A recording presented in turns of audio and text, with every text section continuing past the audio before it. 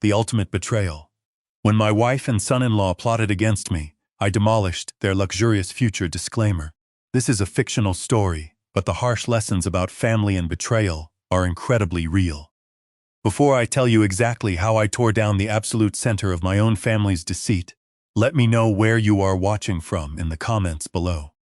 Hit like and subscribe if you have ever realized that the people closest to you were the ones secretly holding the sharp knife. I am Clifford Robinson. I am 68 years old, and I have spent my entire life firmly building things that are supposed to last. I proudly started as a humble bricklayer in Detroit, with absolutely nothing but deeply calloused hands, and a strong back that simply refused to break. Over 40 long years, I painstakingly built a massive construction empire directly from the hard ground up. I intimately know how to carefully pour a deep foundation that can safely withstand a severe earthquake. I know exactly how to spot a tiny structural crack long before the heavy ceiling violently collapses.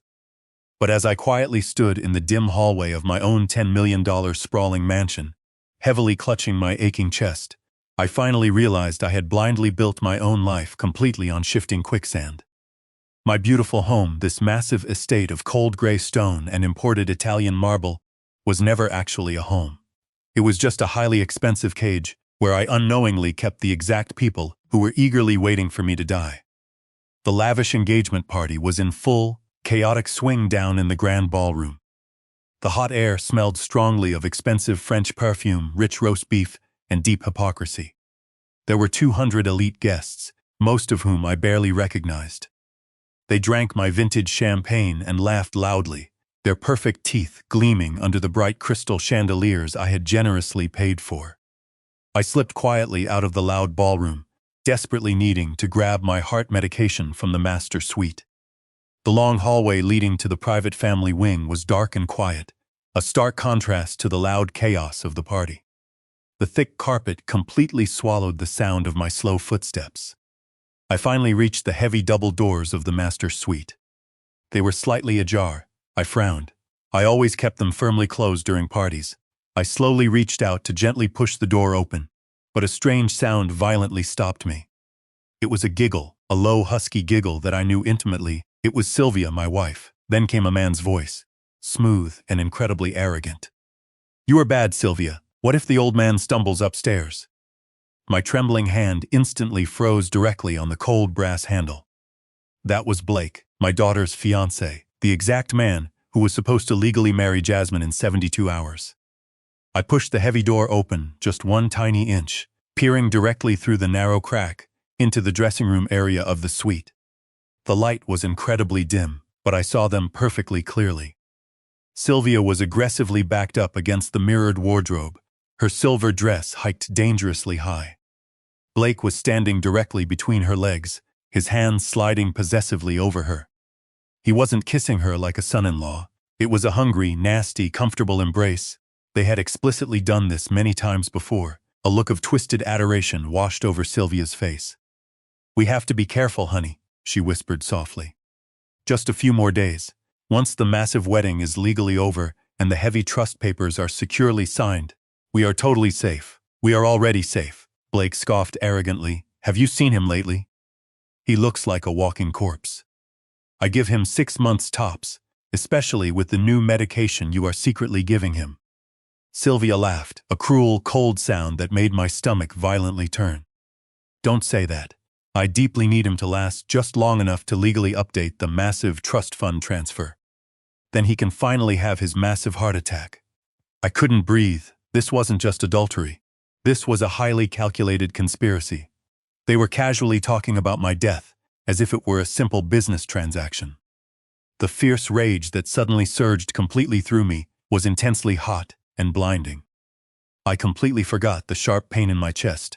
I entirely forgot my crucial pills. All I deeply wanted was to forcefully burst directly into that room and violently tear Blake apart with my own bare hands. I aggressively stepped forward, my fist heavily clenched, ready to shatter the door. But a cold, firm hand violently clamped directly over my mouth from the dark shadows. I fiercely turned, fully expecting to see a strong security guard. But it was my own daughter, Jasmine.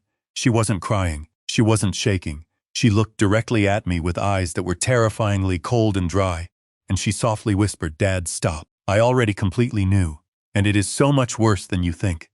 The heavy bass of the engagement party continued to vibrate through the walls as I followed Jasmine into her private suite. She locked the heavy oak door behind us and turned on a single, dim lamp. "Sit down, Dad," she ordered. It wasn't a request. It was a military command. I lowered my aching body into a velvet armchair. The adrenaline coursing through my veins temporarily numbed the sharp pain in my chest. "You said you knew," I rasped, my voice trembling. "You knew they were sleeping together, and you are still marrying him? Why would you let them humiliate you like this?" Jasmine laughed, a short, sharp sound devoid of any humor. "Humiliate me? No one humiliates me, Dad. You taught me better than that. Blake thinks he is playing me. Sylvia thinks she is manipulating me. They are both dead wrong." She walked over to an antique writing desk and pulled out a thick leather binder, slamming it onto the coffee table between us. "Open it." My shaking hands opened the binder. Inside were dozens of high-resolution photos, detailed bank statements, and transcripts of intercepted emails. I saw photos of Blake secretly meeting with imposing men in dark parking lots. I saw bank statements showing his corporate accounts overdrawn by millions. I saw intercepted emails detailing his massive unpaid gambling debts to a brutal Russian syndicate.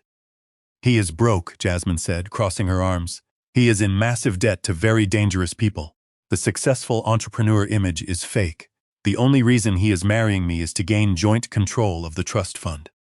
He needs those millions to pay off his debts before they break his legs." "But Sylvia," I breathed, staring at a photo of my wife kissing him in a restaurant. "She thinks they are in love. She believes they are running away together."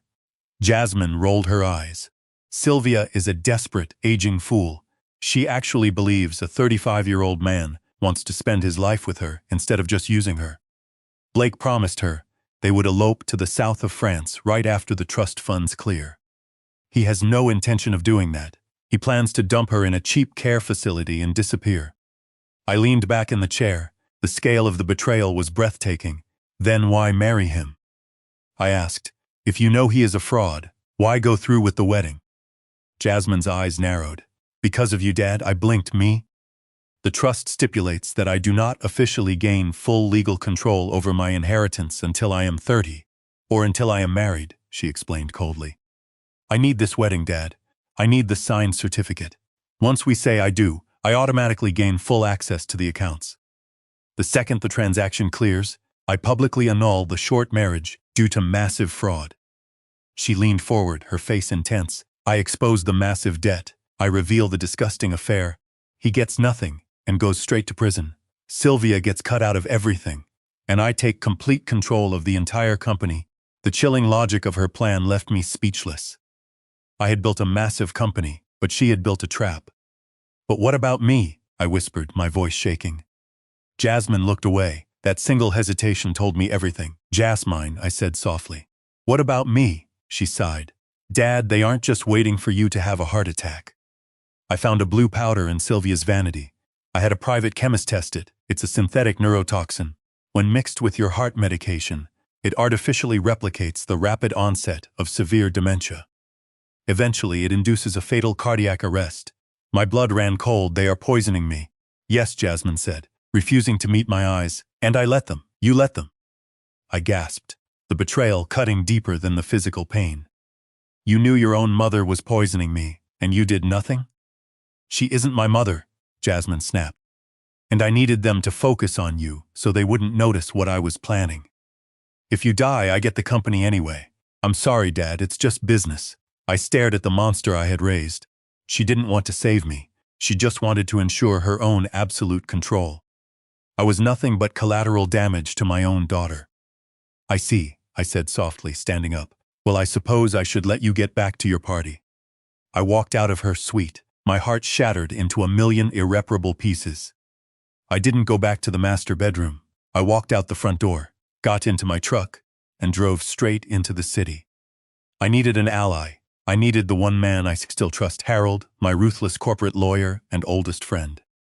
An hour later, I sat in Harold's dark office, laying out the entire horrific conspiracy. Harold listened in silence, his face hardening into stone. "They are poking the bear, Cliff," Harold finally said. "Waiting for the bear to roar, so they can shoot it. If you punch Blake, you go to the asylum. If you scream at Sylvia, you go to the asylum. The police report will be the final nail in your coffin. She will hand it to the judge and say, 'See, I told you he was dangerous, and you will never walk free again.' So what do I do?" I asked desperately. "Do I just sit there and let them win?" "No," Harold said, a dangerous glint in his eye. "You do the hardest thing a man like you can do. You do nothing." He reached into his briefcase and pulled out a small, high-tech earpiece and a button camera. "You wear this. I will be in a van outside with a team of private security and 2 off-duty police officers. We are going to record everything, but you have to give us the evidence. You have to let them think their plan is working," Harold continued. "You have to be the confused, docile old man right up until the moment the trap snaps shut on them. You have to give the performance of your life. You have to let them humiliate you, because if you crack even for a second, Sylvia wins." I clenched my jaw. "I can do it. I will be a stone." The psychological warfare began before I even finished my first cup of coffee the next morning. I am a creature of strict habit. I always put my wallet and keys on the mahogany dresser. But when I reached for my wallet that morning, it was gone. "What is wrong, Clifford?" Sylvia asked, her voice dripping with practiced concern as she directed the florists setting up for the wedding. "My wallet," I said, keeping my voice steady. "I cannot find it," she sighed dramatically, drawing the attention of the workers. "Oh, Clifford, not again. You put it in the kitchen last night, remember? You were looking for ice cream. I hadn't eaten ice cream in 10 years due to severe lactose intolerance." I hadn't been in the kitchen. She was intentionally moving my things to fabricate my mental decline. We walked into the kitchen. Sylvia walked straight to the refrigerator and pulled it open. Sitting on top of a milk carton was my leather wallet. "See," she said, holding it up like a trophy. "You left it here, just like you left your keys in the laundry basket yesterday." If I argued, I would look paranoid. I would look like the angry dementia patient she described in her court petition. I forced my hand to stop shaking. I took the wallet. "I must have forgotten," I stammered, playing my part. Later that morning, I was walking down the grand marble staircase. Blake came jogging down behind me. He didn't pass me. He stayed right at my shoulder, invading my space. "You really should use the elevator," he whispered menacingly. "Stairs are dangerous for men in your condition. One slip and snap. A broken hip is a death sentence at your age." "I am fine, Blake," I said, keeping my eyes forward. "Are you?" he laughed. "Let me help you." Instead of taking my arm, his polished dress shoe shot out. He hooked his foot behind my ankle just as I was taking a step. Gravity took hold. I saw the marble floor rushing up to meet me. For a terrifying second, I thought he was actually going to let me die. But a hand clamped onto my upper arm like a vice. Blake's fingers dug brutally into my bicep, finding the space between the muscle and the bone, and squeezing with sadistic force. "Whoa there!" he shouted theatrically, ensuring his voice boomed through the foyer. "Dad, watch out! Sylvia, Jasmine, come quick!" Dad almost fell. He leaned in close, his breath hot on my ear. "You clumsy old fool," he whispered maliciously. "Next time I won't catch you. Next time I will push." The rage in my chest was an inferno. My right hand balled into a heavy fist. I drew my arm back, ready to shatter his perfect teeth. But then I saw it. High up in the corner of the ceiling, a tiny red light blinked. One of Sylvia's new security cameras. If I hit him, it would be on tape. Exhibit A for the emergency conservatorship. I slowly unclenched my fist, forcing the rage down into my stomach. I sagged against the railing, making myself look smaller and weaker. "Thank you," I wheezed pathetically. I tripped. They thought I was broken. They thought I was terrified. They were wrong. I hadn't refrained from hitting Blake because I was weak. I refrained because I was waiting. Sunday afternoon arrived, bringing Sylvia's most important event. High tea with 3 influential board members of the City Art Museum. This was her arena, and she needed me to be a silent, elegant prop in the background. I sat in the wingback chair wearing a charcoal gray suit, my hands folded in my lap. To the outside world, I looked like a distinguished, retired tycoon. But underneath my trousers, I was rigged for a demolition job. I had filled an old hydration pack with warm water, a little yellow food coloring, and a splash of vinegar. I taped the tube down my leg, securing the valve near my pocket. Clifford is doing much better today, Sylvia lied smoothly to Mrs. Vanderhoven, patting my knee. He has his good days and his bad days, but we are managing. I waited for a lull in the polite conversation, then I stood up abruptly. Clifford, darling, where are you going? Sylvia asked, her smile faltering. I let my jaw go slack. I widened my eyes, mimicking absolute confusion. I don't know, I mumbled. The birds? Where are the birds? Sylvia's face tightened in panic. Sit down, Clifford. I took a step toward the center of the room, right onto her priceless, imported Persian rug. I reached into my pocket and found the hidden valve. I need to go, I panicked. Then go to the bathroom. Sylvia hissed through her teeth. I released the valve. The warm liquid flooded down my leg, instantly soaking the gray wool of my trousers. It pooled around my expensive shoes and began to rapidly spread onto the intricate patterns of the rug. The sharp smell of vinegar and stale water hit the air. I looked down at the spreading stain and let out a pathetic whimper. Oh no, I whispered childishly. It is raining inside. The silence in the room was absolute. Mrs. Vanderhoven gasped in horror. Mr. Sterling looked away in deep embarrassment. Sylvia froze, the mask of the perfect hostess shattering.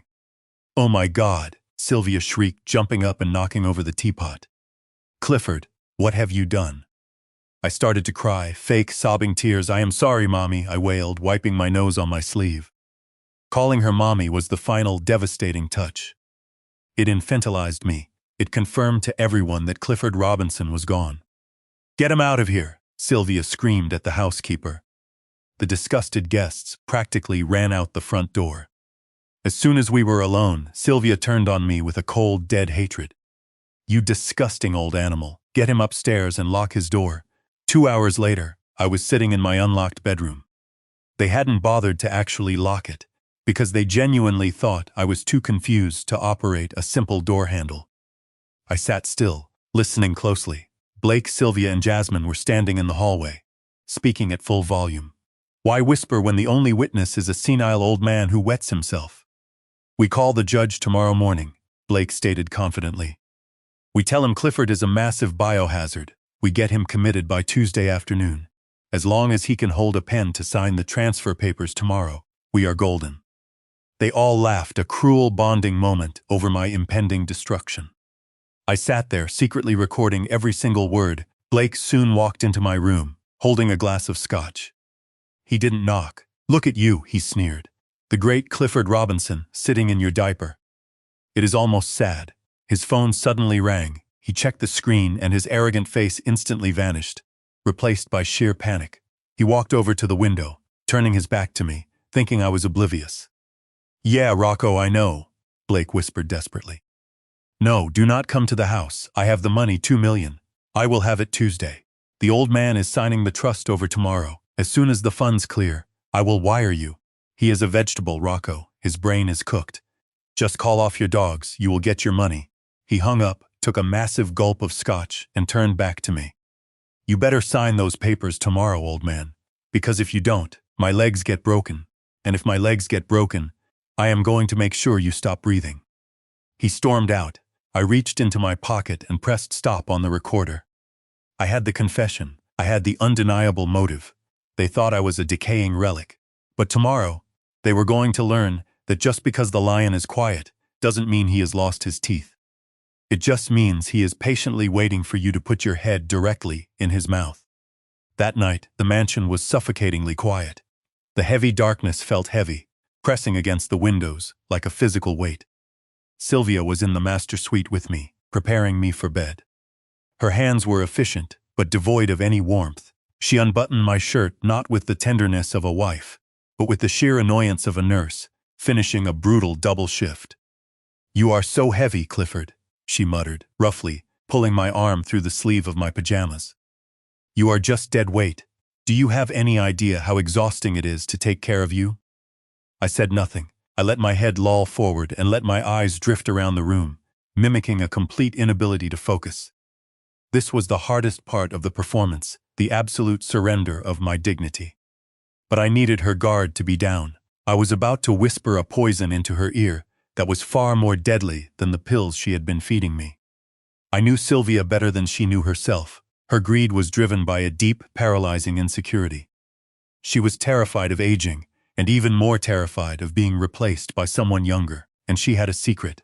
Behind the large vanity mirror in her dressing room was a concealed wall safe. She believed I had no idea it existed, but I am a master builder. I know every single hollow space within these walls. I knew she kept her emergency cash and untraceable diamonds in her getaway fund. Tonight, I was going to use that secret to tear her alliance with Blake apart. Sylvia pushed me back onto the pillows. There, now go to sleep. Tomorrow is a big day. You need to be well rested so you can hold a pen. As she turned to walk away, I made a low, guttural moan. Sylvia stopped in her tracks. What is it now, Clifford? She sighed impatiently. I lifted a violently trembling hand, pointing vaguely toward the wall where her dressing room was located. The key, I mumbled, my voice thick and slurpy. The shiny gold key. Sylvia froze instantly. Her back went rigid. She turned around very slowly, her eyes narrow and highly suspicious. What did you say? I rolled my head on the pillow, looking up at her with wide, confused eyes. Jasmine, I whispered fearfully. Jasmine took the gold key from your purse. Sylvia's face lost all its color. She leaned over me, her hands gripping the duvet tightly. What key, Clifford? What on earth are you talking about?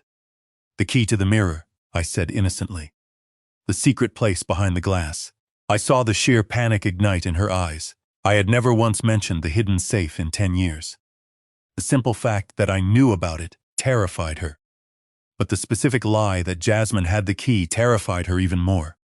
You were dreaming, she stammered, her voice shaking. You are confused, no. I whined like a scared child. I saw them in the hallway. Jasmine gave it to him. She gave it to Blake. I paused, letting the toxic words sink deep into her mind. I watched her process the devastating information. Jasmine and Blake colluding against her. She said you wouldn't notice, I continued, letting the lies flow smoothly like dark water. She said you were getting too old. She said you were starting to slip. Sylvia's grip on the heavy duvet tightened until her knuckles were stark white. What else did they say, Clifford? Tell me everything. I closed my eyes, feigning extreme exhaustion. Blake laughed, I whispered weakly. He said, once we get the money, we don't need the old hag anymore. He said, we will just put her in the cheap home with him. The silence in the large bedroom was deafening. I had hit the absolute bullseye, old hag. That was the precise dagger that would destroy her. Blake was 27 years younger than her. Deep down, she secretly knew he was only with her for the lavish lifestyle. But hearing it verbally confirmed played directly into her deepest, darkest, most paralyzing fears. I opened one eye just a tiny crack. Sylvia was standing still, her face a terrifying mask of pure rage. Are you sure, Clifford? She whispered dangerously. Are you sure you saw the key? Yes, I moaned softly. The little gold one with the red ruby, that specific detail sealed it. The key did indeed have a tiny ruby embedded in it. Only she knew that. She didn't say another word. She turned on her heel and furiously marched toward her dressing room. I waited until she was gone, then smiled darkly into my pillow. The destructive seed was planted, but a seasoned builder knows that any solid structure needs a physical foundation. Earlier that afternoon, while the entire house was chaotic following my incident at the tea party, I had quietly slipped into her dressing room for 30 seconds. I took a small metal file from my pocket and scratched the paint directly around the hidden keyhole. I made deep, jagged marks that strongly looked like someone had been desperately trying to pry it open in a hurry. I lay in bed, intently straining my ears. I heard the heavy slide of the large mirror moving on its tracks. Then, complete silence. She was looking closely at the safe. She was seeing the fresh scratches. She was seeing the irrefutable physical proof of my rambling. She was suddenly realizing that she might actually be the puppet, not the puppet master. I heard the mirror slide back. Sylvia marched back into the bedroom, grabbed her phone, and dialed a number. Blake, where are you? She hissed venomously. No, do not give me that excuse. I want to see you right now. Meet me in the library. She hung up, wrapped her silk robe around herself like thick armor, and stormed out. The triangle of terror was officially breaking apart. Sylvia deeply suspected Blake. Jasmine already knew Blake was a fraud, and Blake was terrified of his violent loan sharks. Tomorrow morning, The notary was scheduled to arrive. They expected a helpless lamb to the slaughter. But they were about to discover that the lamb had sharp teeth, and the hungry wolves were finally starting to brutally turn on each other. Monday morning arrived with the sterile, unforgiving brightness of an operating room. It was the crucial day of the massive transfer, the day my entire life's work was supposed to be signed over. I sat slumped at the kitchen island, staring blankly down at a bowl of lukewarm oatmeal. Jasmine was standing by the coffee machine, dressed in a sharp black business suit. Looking like a ruthless CEO, I lifted my spoon, letting my hand tremble violently. The thick oatmeal sloshed over the side and landed on my chin. "For God's sake, Dad," Jasmine snapped furiously, "can you not feed yourself for 5 minutes?" She grabbed a rough paper napkin and scrubbed my chin, her sharp nails digging painfully into my skin. "The notary will be here in an hour. I need you clean and presentable. Do not embarrass me today." I looked up at her, seeing right through her tough facade. She thought she was the queen of the board, but she was just a pawn. "I'm sorry," I whispered childishly. I wanted to see the pictures." Jasmine frowned sharply. "What pictures?" "The ones the strange man gave me," I said, pointing a shaking finger toward a thick manila envelope tucked under the morning mail. "Harold had quietly slipped it into the stack yesterday." Jasmine rolled her eyes and ripped the envelope open, expecting more junk mail. She pulled out a stack of high-definition surveillance photos. I closely watched her face as she looked at the very first one. Her expression instantly morphed from sheer annoyance to absolute shock. The photos showed a modest house in Ohio, a woman planting flowers, and Blake holding a toddler in his arms, smiling with genuine love at his secret family. "Father, Blake Edward Anderson, mother, Sarah Miller." Jasmine's hands began to shake violently. "Who is this?" she whispered, her voice cracking. "Look at the little boy," I said innocently, twisting the knife deep. "He looks just like Blake, doesn't he?" Jasmine realized the devastating truth in an instant. Blake wasn't playing her game. He was playing his own. He was going to take the massive fortune and run straight back to his real family in Ohio, leaving Jasmine holding the heavy bag for the fraud and the elder abuse. The man she was conspiring with didn't love her. He was just using her.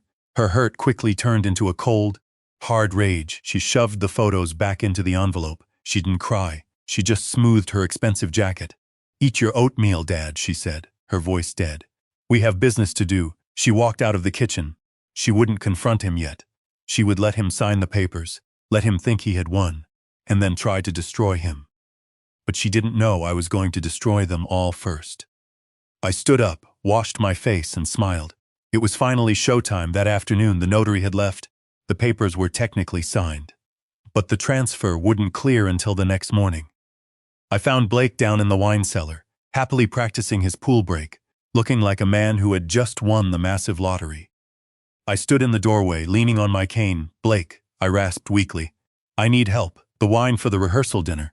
He sighed in massive exasperation. "Fine, let's get this over with." He led me down into the deep, soundproof cellar.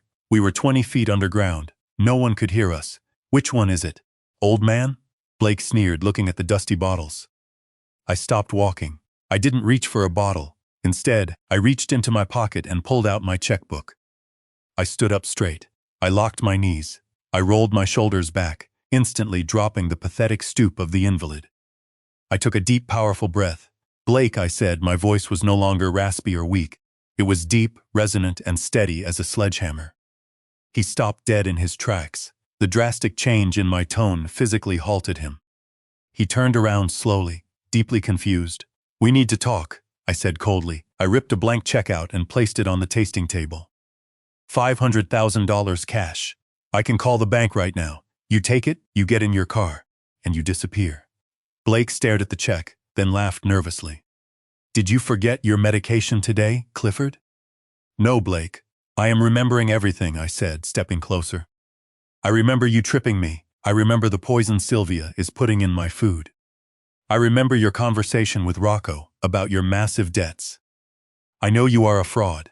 Blake's face went pale. The arrogant predator suddenly realized he was cornered. But his ego wouldn't let him back down. He laughed, a deep, cruel sound. 500,000? He sneered, towering over me. Do you have any idea how much you are worth? 50 million, and by tomorrow, it will be under my control. He picked up the check and arrogantly ripped it into tiny pieces. You think you are clever? The papers are signed. Who are they going to believe? Me or the senile old fool who pissed himself yesterday? I just watched him, letting him hang himself with his own arrogant words. You can't do this to Jasmine, I goaded him softly. She is your partner?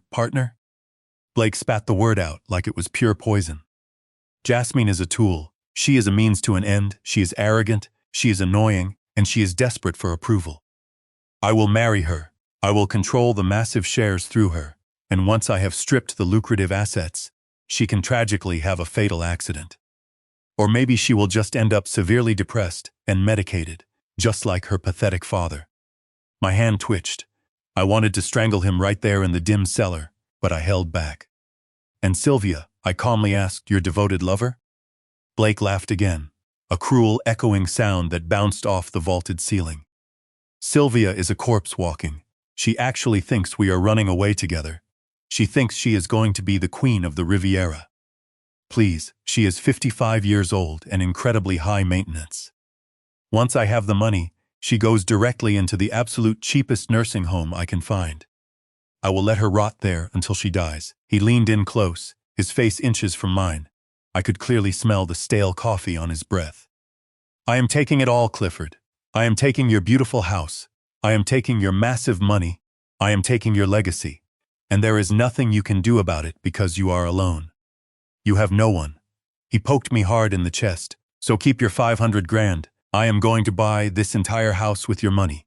And I am going to turn this wine cellar into a massive game room. And every time I come down here, I will laugh about the day the great Clifford Robinson tried to bribe me with pocket change. I looked at him. I looked at the man who proudly planned to murder my wife, destroy my daughter, and erase my existence. I didn't blink, I didn't flinch. You are right, Blake, I said, my voice calm, almost gentle. I am old, and maybe I can't stop you physically. I reached up and smoothly adjusted the collar of my shirt. But I think you are severely underestimating the structural integrity of this family. Blake sneered in disgust. Get out of my way, old man. I have a massive wedding to prepare for. He shoved past me, his strong shoulder slamming into mine hard enough to make me stumble. He walked to the stone stairs, taking them two at a time, his arrogant energy high, his dark confidence soaring. I waited until the heavy oak door slammed shut at the top of the stairs. I stood alone in the absolute silence of the wine cellar. I reached up to my chest. My fingers found the second button on my shirt. It was slightly larger than the others, a matte black finish. I pressed it. A tiny green light blinked once, confirming the recording had been fully saved. I pulled the small earpiece from my pocket and put it in. Harold, are you there? My lawyer's voice came through crystal clear. I am here, Cliff. We got it all. The video is perfect, the audio is studio quality. Jasmine is a tool. Sylvia's a corpse. I am taking it all. We have him. I let out an incredibly long breath, leaning against the tasting table. My tired legs felt weak now that the hot adrenaline was finally fading. Is it enough, Harold? It is more than enough to put him away for extortion, conspiracy, and attempted fraud, Harold said confidently. It is enough to instantly void the massive trust transfer. It is enough to bury him. Cliff, good, I said. I looked down at the torn pieces of the large check on the floor. It would have been the absolute best deal he ever made in his miserable life. Now he was going to pay a heavy price that money couldn't cover. I walked over to the expensive rack and pulled out a bottle of 1982 Cabernet. It was the exact year I officially started my construction company. It was a very good year. I didn't open it. I dusted it off and tucked it securely under my arm. I wasn't bringing fine wine for the lavish rehearsal dinner. I was bringing the sheer wrath of God. The air in the private dining room of the stone mansion was so thick with tension you could have cut it with a sharp steak knife. It was Monday night, the official rehearsal dinner.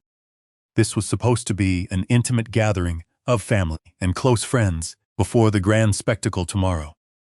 Instead, it felt like a dark gathering of hostile mob bosses secretly planning to whack each other before dessert was served. I sat at the head of the long table. I was wearing an expensive tuxedo. Sylvia had insisted on it. She wanted me to look like a silent prop, a well-dressed mannequin to complete her fake family portrait. But I wasn't a mannequin. I was a massive bomb waiting to detonate. I looked around the elegant table. It was a true masterpiece of dysfunction. To my right sat Sylvia. She was wearing a blood-red gown and enough diamonds to feed a third-world country, but she wasn't looking at me. She was staring directly across the table at Blake. Her eyes were narrow slits of deep suspicion. Ever since I planted the brilliant lie about the missing gold key, she had been watching him.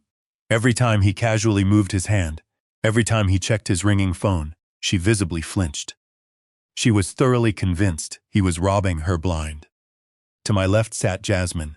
My daughter looked stunning in emerald green, but her face was incredibly pale. She was drinking wine significantly faster than she was eating. She wasn't looking at Sylvia. She was staring intensely at Blake. But it wasn't with deep love. It was with a cold, dead loathing. She had the surveillance photos tucked in her expensive purse, the undeniable proof of the secret wife and child waiting back in Ohio. Every time Blake proudly smiled, every time he gently touched her hand, I clearly saw Jasmine flinch. She was utterly repulsed by him. And then there was Blake. He sat there comfortably at the foot of the table, drunk on vintage scotch and his own massive ego. He had no idea the thick walls were rapidly closing in. He thought Sylvia was just being moody. He thought Jasmine was just nervous about the wedding. And he thought I was a senile old fool whom he had successfully bullied into complete submission. The elegant first course was quickly served, a rich lobster bisque. I slowly picked up my heavy silver spoon and let my right hand shake violently. I intentionally let a little hot soup dribble down my chin. Sylvia sighed incredibly loudly, rolling her eyes in absolute disgust. "Someone please help him," she snapped angrily at a terrified waiter. "Before he ruins the expensive tuxedo." Blake chuckled cruelly, raising his crystal glass. "Maybe we should urgently get him a massive bib, Sylvia. Or better yet, a large trough." Jasmine violently slammed her delicate wineglass down. "Shut up, Blake," she hissed. Blake looked genuinely surprised. "Whoa, easy, princess. Just having a little fun. Don't ever call me princess," Jasmine spat venomously. "And have some damn respect. He is still my father." The incredibly tense dinner brutally continued in this agonizing fashion. Silver knives scraped against expensive porcelain plates. Cold eyes darted rapidly back and forth. And then I clearly saw the signal. We had just finished the main course. Sylvia subtly checked her diamond watch. Then she looked directly toward the dark corner of the room, where a strange man was quietly standing. He wasn't a waiter. He was a short, balding man with sweaty skin and an incredibly cheap suit. Dr. Vane. He was a highly shady concierge Dr. Sylvia used for things she desperately didn't want documented on her official medical record.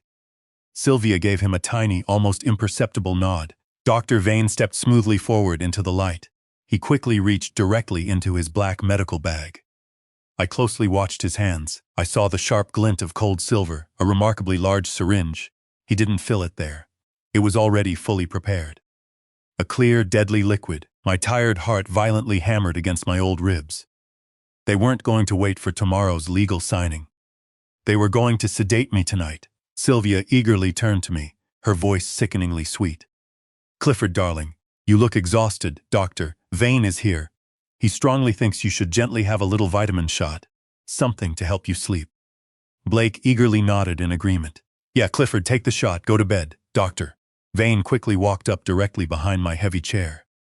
I could clearly smell the sharp, clinical rubbing alcohol. "Just a little pinch, Mr. Robinson," he softly said. I had split seconds to act. If I violently punched the shady doctor, I would instantly prove I was highly violent, and they would immediately commit me. I urgently needed a massive distraction. I quickly thought about the rich lobster bisque. I thought about the heavy steak. I let my tired body instantly go limp. I slumped forward, hitting my aching chest incredibly hard against the wooden table. Then I made a loud, violent, retching gag that echoed sharply off the walls. "Oh God!" Blake loudly yelled, recoiling sharply in horror. "What the hell is he doing?" I didn't just casually make a sound. I fully committed to the desperate, disgusting act. I stuck my fingers deep down my own throat under the direct cover of my large napkin. I heaved violently. A massive torrent of half-digested lobster and expensive wine erupted violently from my mouth. I aimed it directly for the beautiful, expensive floral centerpiece. The foul vomit sprayed across the wide table, coating the pristine white flowers, splashing into the crystal wine glasses, and landing with a wet, disgusting slap directly on Sylvia's blood-red designer dress. I loudly groaned, wildly flailing my heavy arms, violently knocking over the massive crystal water pitcher. It shattered upon impact, sending sharp glass and cold water flying everywhere. "Oh my God," Sylvia violently shrieked, instantly jumping up. "My expensive dress is ruined." "It strongly smells," Blake loudly shouted, violently pushing his heavy chair back so incredibly hard it crashed directly over. "It literally smells like death." The entire luxurious dining room was in total, absolute chaos. The terrified waiters were freezing. Sylvia was screaming at the top of her lungs. Blake was gagging into a napkin. Dr. Vane looked terrified to touch me, disgusted by the massive mess. I quickly slipped out of the chair, falling weakly to my knees directly on the expensive Persian carpet. "Get him to the bathroom," Sylvia violently shrieked at the stunned waiters. "Get him out of my sight. Clean this up." Two strong waiters quickly rushed forward, grabbing my arms. I willingly let them drag me toward the heavy oak doors, moaning incredibly loudly to sell the pathetic performance. But as soon as we crossed the threshold directly into the dim hallway, out of sight from the dining room, I instantly changed. I violently shook the stunned waiters off. "I am fine," I said, standing up straight. My powerful voice was suddenly crystal clear and incredibly commanding. The two waiters stared intensely at me, dumbfounded. "Where is the back service exit?" I demanded. One of them mutely pointed a shaking finger directly down the long hall. I smoothly reached deep into my tuxedo pocket and pulled out two crisp new $100 bills, shoving one directly into each of their shaking hands. "You didn't see me run. You saw a pathetic old man stumble to the bathroom. Do you clearly understand?" They eagerly nodded. I turned and ran. I sprinted with the energetic, powerful legs of a 20-year-old. I burst out into the cool night air, directly onto the loading dock. A sleek black sedan was quietly idling 50 feet away under a large oak tree. "Harold," I ran rapidly toward the car, diving directly into the back seat. "Drive," I gasped, violently slamming the heavy door shut. "Just drive." Harold forcefully gunned the massive engine, screeching away from the dark stone mansion. "Did you get the recording?" he urgently asked, gripping the steering wheel tightly. I proudly patted my chest pocket where the tiny camera was hidden. "I got it, and I got away." Harold smiled a cold, grim smile. "Good, because I have the chief of police on speed dial." Tuesday morning dawned beautifully with a sky so vibrantly blue it looked artificial. The massive stone mansion had been transformed directly into a grand, expensive cathedral of white lilies and satin ribbons. 200 elite guests filled the long rows of expensive white chairs set up in the grand ballroom. They were all eagerly there to proudly witness the grand union of two powerful families, but they were actually about to witness a massive, extremely public demolition. I was not proudly sitting in the prestigious front row. According to the deeply sad, emotional announcement Blake had gracefully made 5 minutes ago, I was officially currently in the intensive care unit, fighting for my life following a severe cardiac event. Blake stood tall at the beautiful altar, looking like a Greek god in a tuxedo, smoothly wiping a fake, practiced tear directly from his eye. He was masterfully positioning himself securely as the brave, grieving son-in-law, eagerly ready to shoulder the massive burden of my massive empire. Jasmine stood beside him, her pale face devoid of all genuine emotion. She knew he was a total fraud, but she was still eagerly going through directly with it, thinking she could successfully quickly outsmart him the absolute second the ink was dry. She was foolishly playing checkers, while I was playing three-dimensional chess. The elderly priest warmly began the sacred ceremony. Sylvia sat directly in the highly visible front row, softly dabbing her fake eyes with a lace handkerchief, playing the distraught wife. I carefully watched it all from the high, dark choir balcony, hidden deeply in the dark shadows of the massive pipe organ. Beside me stood Harold, and a highly skilled audiovisual technician.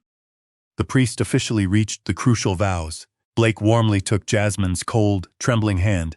"I securely promise to love you," he softly said, his voice cracking beautifully with fake emotion. "To honor you, to carefully cherish you, for richer or for poorer. He squeezed her hand. He was only thinking about the richer part. Jasmine hesitated. She slowly opened her mouth to speak. "Do it," I strongly whispered directly to the eager technician. The technician hit the enter key. The massive, expensive crystal chandeliers overhead flickered twice and then died. The grand ballroom was instantly plunged into surprising darkness. Sylvia loudly gasped in profound shock, and then the massive projection screen behind the grand altar blazed and brightly to life. It wasn't a sweet, highly edited montage of childhood photos. It was a grainy, high-definition black and white video. The incredibly clear audio boomed loudly directly through the high-quality surround sound speakers. "You are incredibly bad, Sylvia. What if the old man stumbles upstairs?" The entire massive crowd went utterly, dead silent. On the massive, bright screen, the clear image was unmistakable. It was my private dressing room. It was Blake and Sylvia, engaging in a highly explicit, incredibly intimate act. Sylvia violently screamed. It was a terrifying, primal sound. "Turn it off!" She shrieked, wildly waving her frantic arms. "Turn it off. It is a fake. It is a deep fake." Blake stood frozen directly at the altar. The tan drained from his face. This is a sick joke," he loudly stammered weakly directly into his hot microphone. But the loud video abruptly cut directly to the dark, dusty wine cellar. The lighting was incredibly dim, but the familiar, arrogant voices were crystal clear. "Jasmine is a tool," Blake's arrogant, cocky voice boomed out loudly. "She is a simple means to an end. Once I have stripped the lucrative assets, she can tragically have a fatal accident. Or maybe she will just end up severely depressed and medicated, just like her pathetic old father." Jasmine slowly dropped her beautiful, expensive bouquet. It hit the polished floor with a soft, dull thud.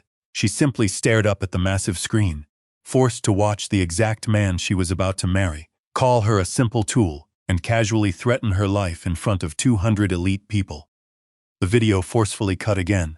The massive garage, Sylvia and Blake. The shady chemist said if he takes 2 of these pills a day mixed with his heart medication, his brain will turn to pure mush. Sylvia's incredibly cold, calculating voice said. "We won't have to effectively kill him. He will simply lose his mind." Massive, uncontrollable pandemonium instantly broke out. Heavy wooden chairs were knocked over. Wealthy people were shouting, screaming, and pointing. Sylvia collapsed into her chair, hiding her pale, horrified face in her trembling hands. Blake desperately looked like a trapped, terrified rat, taking a rapid step toward the side exit. I signaled the exact technician to cut the live feed. The massive screen instantly went black. The bright overhead lights strongly slammed back on. The heavy double doors at the back of the massive ballroom loudly, forcefully burst wide open. I stepped straight through. I wasn't wearing a frail hospital gown. I wasn't hunched over a walker. I was proudly wearing my sharpest navy pinstriped suit. I stood incredibly tall, my broad shoulders back, my chin proudly held high. Behind me walked Chief Miller, the tough head of the city police department, alongside 4 fully uniformed officers. A heavy hush violently fell over the shocked room. I slowly walked directly down the long aisle. I didn't look at Jasmine. I looked straight at Blake. "You arrogantly forgot one incredibly crucial thing." "Blake," I said loudly, my powerful voice easily filling the silent room without a microphone. "You forgot to carefully check the batteries directly in your hidden microphone. And you forgot that this is my massive house. I built it, I wired it, and I see everything. Cliff, please listen." Blake desperately stammered, holding up his shaking hands. "It is not what it looks like. We were just role-playing. I truly love your daughter. I love your lovely daughter too." A strong female voice boldly called out directly from the side entrance. Blake instantly froze, his eyes bulged in pure absolute terror. A woman confidently stepped out from behind a massive marble pillar. It was Sarah, the secret wife from Ohio beside her. She held the tiny hand of a young boy who shared Blake's exact nose and chin. "Blake," Sarah said, walking directly toward him, "you told me you were in New York on critical business. You told me you were closing a massive deal to buy us a beautiful new house." Sarah walked right up to him. She didn't yell. She forcefully reached back and slapped him violently across the pale face. The incredibly sharp sound echoed loudly like a massive gunshot. "Where is my late child support, Blake?" she asked incredibly calmly. Chief Miller immediately stepped forward. Blake Anderson, you are officially under arrest for bigamy, massive fraud, heavy extortion, and severe conspiracy to commit murder. Two burly officers grabbed Blake, violently shoving him against the altar to slap the cold steel handcuffs on his wrists. Another officer pulled a screaming, crying Sylvia up from her chair, sharply reading her rights. I turned my back on the disgusting chaos. I slowly walked directly over to my weeping daughter. Jasmine. Dad, I didn't know about the poison, she sobbed desperately. I swear. I looked down at her coldly. You knew enough, Jasmine. You are permanently fired from the company. You are stripped from the trust. And you are officially removed from my will. You will receive a tiny stipend to afford a cheap apartment. The rest is gone. I turned and walked out of the massive mansion. I found Harold waiting by my old, rusty red pickup truck. Is it done? I asked, tossing my expensive tie into the dirt. It is done, Cliff. The real estate developer is ready to buy this entire estate. He wants to bulldoze it good. I smiled freely, let him tear it down to dust. I climbed into my old truck, loudly starting the roaring engine. I was 68 years old, single and alone, but as I drove rapidly away from the cold, massive stone cage, I felt incredibly, wonderfully free. I was a builder, and it was finally time to build a real life. The immediate aftermath of the aborted wedding was a spectacular media circus that gripped the city for months. The prominent socialites who had scrambled over each other to RSVP to the lavish event were now desperately scrubbing their social media profiles, trying to pretend they had never associated with Sylvia or Blake. The criminal trial began 6 months later, right in the middle of a brutal, freezing winter. The stark contrast between the warm, luxurious mansion they had plotted to steal and the harsh, sterile courtroom was poetic justice in its purest form. I sat in the front row of the gallery every single day, wearing my simple denim jacket and work boots. I didn't need the expensive power suits anymore. The truth was all the armor I required. Blake's defense attorney tried to spin a wild narrative. He claimed Blake was suffering from a temporary stress-induced psychosis, overwhelmed by the pressure of marrying into a wealthy dynasty. He tried to paint me as a domineering, tyrannical patriarch who had driven his future son-in-law to the brink of madness. But Harold and the district attorney were a lethal tag team. They didn't argue with the defense's theatrical claims. They simply played the tapes. The jury sat in stunned, horrified silence as the crystal-clear audio filled the courtroom. They heard Blake's cocky, arrogant voice calling my daughter a simple tool. They heard him laughing about dumping his future mother-in-law in a cheap facility. But the most damning piece of evidence was the recorded phone call with Rocco, the loan shark. It proved, beyond a shadow of a doubt, that Blake's entire romantic pursuit was a calculated financial extraction mission to save his own skin from violent criminals. When Sarah, his secret wife from Ohio, took the stand, the courtroom was so quiet you could hear a pin drop. She didn't scream or cry. She spoke with a quiet, dignified sorrow that dismantled Blake's suave facade. She detailed his long absences, his fake business trips, and his chronic failure to provide for their young son while he was off drinking vintage champagne and plotting a hostile takeover of my estate. The jury deliberated for less than 3 hours. Blake Edward Anderson was found guilty on all counts, including severe fraud, heavy extortion, and conspiracy to commit murder. The judge, a stern man who had actually attended the doomed wedding, did not hold back during the sentencing phase. Mr. Anderson, the judge boomed, his voice echoing in the cavernous room. You are a predator who cloaked himself in the sacred vows of marriage to mask a sinister, parasitic greed. You attempted to destroy a man's mind to steal his legacy. I sentence you to 15 years in the state penitentiary, without the possibility of early parole. Blake's arrogant smirk was gone. He collapsed into his chair, weeping openly as the bailiffs hauled him away in heavy chains. But the true justice wasn't just the prison sentence. About 3 weeks after his incarceration, I received a quiet phone call from Harold. Apparently, Rocco's dangerous associates had a long reach. They found Blake in the prison yard. He didn't die, but the severe beating he received ensured he would walk with a permanent, painful limp for the rest of his miserable life. The predator had finally become the prey. Sylvia's trial was arguably even more pathetic. Her high-priced defense team paid for, by liquidating the hidden jewelry she had kept in her secret wall safe, tried to argue that she was a victim of Blake's masterful manipulation. They claimed she was a vulnerable, aging woman who had been brainwashed by a younger, charismatic sociopath.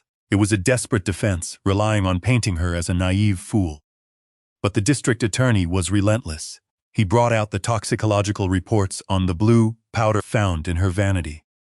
He brought out the hidden surveillance video from the garage, showing Sylvia explaining the specific chemical reaction the poison would have on my heart medication. She wasn't a brainwashed victim. She was the chief architect of my impending mental destruction. The judge sentenced Sylvia to 10 years. In a stroke of beautiful, ironic fate, she was assigned to serve her sentence in a low-security state facility that was notoriously underfunded and overcrowded, the exact type of cheap, depressing institution she had gleefully planned to dump me into once my mind was gone. The woman who was terrified of aging and losing her luxurious lifestyle was now forced to wear a rough, orange jumpsuit, sleep on a hard, lumpy mattress, and eat bland cafeteria food for the next decade. There were no expensive anti-aging creams in Cell Block D. And then there was Jasmine. True to my word, I didn't press criminal charges against my daughter. But the financial and social exile I imposed on her was a different kind of prison. Jasmine had always believed she was a brilliant, self-made businesswoman. She genuinely thought she had learned everything she needed to know about the construction industry by sitting in on a few board meetings and reading quarterly reports. With her tiny monthly stipend, she attempted to launch her own rival boutique real estate firm, foolishly believing her prestigious Ivy League degree and her aggressive attitude would effortlessly attract massive investors. But the business world is a small, closely knit community. Word of the wedding disaster had spread like wildfire. No reputable bank would approve her commercial loans. No seasoned contractor wanted to work for the spoiled heiress who had stood by while her own father was systematically poisoned. Within a year, her small startup collapsed. The heavy reality of the real world finally crashed down upon her. The last time I saw Jasmine, she was working as a mid-level shift manager at a retail clothing store in a suburban strip mall.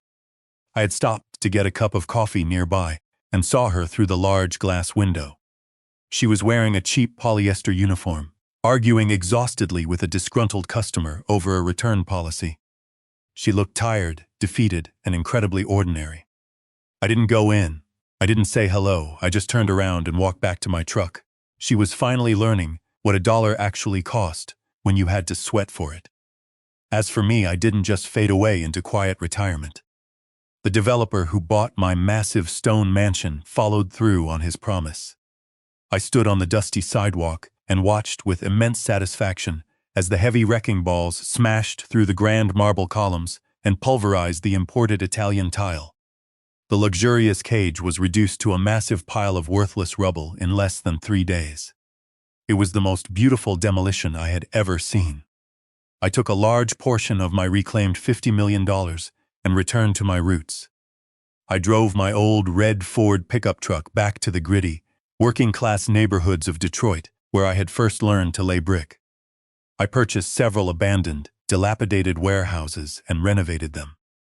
But I wasn't building luxury condos for entitled billionaires. I built a massive, state-of-the-art vocational training center for at-risk youth. I hired retired master carpenters, skilled electricians, and tough plumbers to teach these kids a real, tangible trade. I wanted to give them the exact same fighting chance that the construction industry had given me 40 years ago. I spend my days wearing a hard hat, my hands covered in sawdust and grease, teaching 17-year-old kids how to properly mix mortar and pour concrete. I teach them about structural integrity, not just in buildings, but in their own personal character. I tell them that you can't build a strong foundation on lies, and you certainly can't build a family on greed. Sometimes, when the training center is quiet and the sun is slowly setting over the Detroit skyline, I sit on the tailgate of my old truck and drink a cheap cup of black coffee. I am surrounded by teenagers who respect me not because of my massive bank account, but because I am actually taking the time to teach them how to survive in a hard world. They are loud, they are messy, and they are constantly making mistakes. But they are honest, And when they look at me, they don't see a walking ATM, they see a mentor. They see a builder. I thought providing immense wealth for my biological family was enough to earn their love, but I only earned their parasitic greed. The most profound lesson I learned from this entire nightmare is that you simply cannot buy true loyalty. Real family isn't about shared DNA or a common last name. Family is about character. It is about who sits quietly by your hospital bed when the money is gone. It is about who tells you the harsh truth when you desperately want to hear a comforting lie. Never let anyone, especially your own flesh and blood, make you feel like you are past your prime or that your ultimate value is just a number in a joint bank account. Sometimes you have to ruthlessly burn the bridge to stop the enemy from following you. And that is okay, because peace of mind is worth infinitely more than any grand inheritance. If you enjoyed this incredible story of justice and survival, please hit the like button and subscribe to the channel for more stories.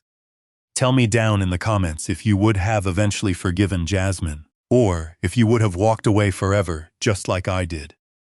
I read every single comment. Until next time, keep your eyes wide open, trust your gut, and always keep your foundation strong.